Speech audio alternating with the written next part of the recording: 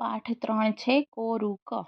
કોરુકની આપણે સંધિ છૂટી પાડીએ તો એમ થાય કો એટલે કહ પ્લસ અરુક એટલે નિરોગી છે, કહ એટલે કોણ, કોણ નિરોગી છે.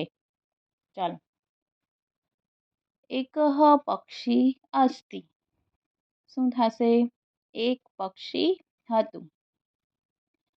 સહ આકાશે અત્ર તત્ર ગચ્છતિ. સહ એટલે તે, આકાશમાં અત્ર તત્ર એટલે અહીંયા ત્યાં, ગચ્છતિ એટલે જાય છે. એક પક્ષી હતું તે આકાશમાં અહીંયા ત્યાં જાય છે. સહ એટલે તે પુનઃ વારંવાર ફરીથી બોલે છે. કોરુક કોણ નિરોગી છે. કહ નિરોગઃ ભવતિ કોણ નિરોગી થાય છે.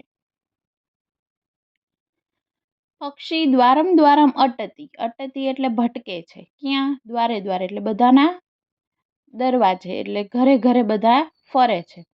એકમ એવ પ્રશ્નમ પુચ્છતી. એવ એટલે જ, એકમ એટલે એક જ પ્રશ્ન પૂછે છે. જનાહ ઉપહાસમ કુર્વન્તિ. જનાહ એટલે માણસો, ઉપહાસમ એટલે ઉપહાસ કરે છે, તેના પર હસે છે માણસો. કહ અપી ઉત્તરમ ન દદાતી. દદાતી એટલે આપે છે. કહ એટલે કોઈ, અપી એટલે પણ, ઉત્તરમ એટલે જવાબ આપતું નથી. કોઈ પણ તેને જવાબ આપતું નથી, પણ ઉલટાના તેના ઉપર હસે છે. એક જ પ્રશ્ન કરે છે તેથી. પક્ષી નિરાશઃ ભવતિ. પક્ષી નિરાશ થઈ જાય છે. સહ વનમ ગચ્છતિ. તે વનમાં જાય છે. વૃક્ષે ઉપવિશતિ ચ. એટલે અને અહીંયા લઈ લેવાનું. તે વનમાં જાય છે અને વૃક્ષની ઉપર બેસે છે. વૃક્ષસ્ય અધઃ. જો મેં કીધું તું અધઃ અને અધ્ય. અધ્ય એટલે આજે થાય અને અધઃ એટલે નીચે. વૃક્ષની નીચે વૈદર્ષી એટલે વૈદ ઋષિ વાઘભટ બેઠા છે. પક્ષી પુનઃ વદતી. પક્ષી ફરીથી બોલે છે. શું બોલે છે? કોરુકઃ કોરુકઃ. કોણ નિરોગી છે? કોણ નિરોગી છે? આમ બોલે છે. ઇતિ એટલે આમ. વાઘભટઃ શૃણોતિ. એટલે વાઘભટ છે તે સાંભળે છે. અને જો ઋષિ હવે એને શું જવાબ આપે છે સાંભળજો ખાસ ધ્યાનથી. સહ વદતી. સહ એટલે ઋષિ, બરાબર. હિત ભૂક મિત ભૂક ઋતુ ભૂક ઇતિ. હિત ભૂક એટલે શું થાય?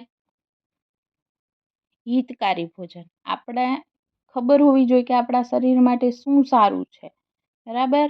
મિત ભૂક. મિત એટલે અલ્પ પ્રમાણમાં, અલ્પ એટલે થોડું. ઋત ભૂક એટલે ઋતુ અનુસાર. આ નિરોગી છે એવું કહે છે ઋષિ. અર્થ અસ્તિ. હવે જો તેનો અર્થ શું થાય.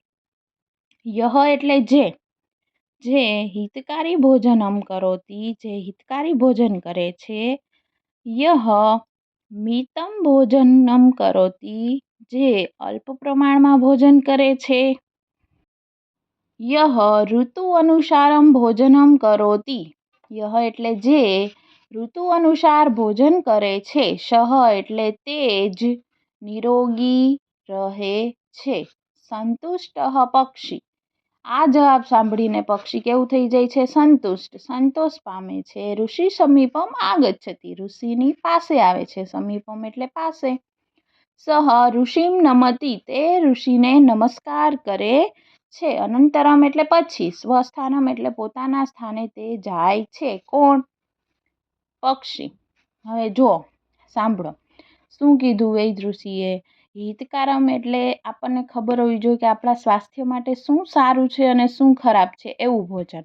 મિત ભૂકમ એટલે અલ્પ પ્રમાણમાં, ઓવર ઇટિંગ નહીં કરવાનું, બરાબર. થોડું થોડું જ જમવાનું. અને ઋતુ અનુસાર, ખાસ તો એ ઋતુ અનુસાર આપણે ભોજન કરવું જોઈએ. કેમ આપણે ઋતુ અનુસાર ઘરમાં અલગ અલગ ફ્રૂટ આવતા હોય એવી જ રીતે, બરાબર. અને હિતકારી ભોજન એ પણ એક ખાસ. આપણને જે જીભને સ્વાદ આમ ગમે છે તો એ જ ખાવું. વધારે પડતું જંક ફૂડ એને આપણે અવોઇડ કરવું જોઈએ, બરાબર.